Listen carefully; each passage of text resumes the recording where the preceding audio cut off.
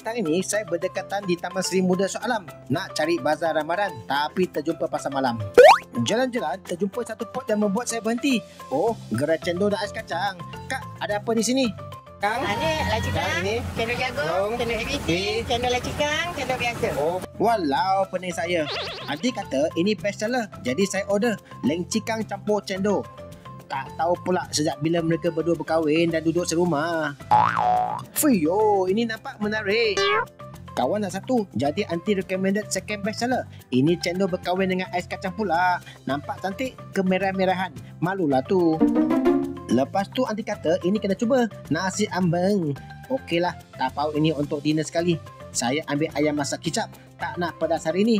Macam ni baru RM12. Mereka ada di sini pasar malam hari Jumaat, betul-betul depan GT Max. Alright, masa untuk unboxing my dinner. Portionnya gila besar. Ini boleh pause sekali sampai sahur.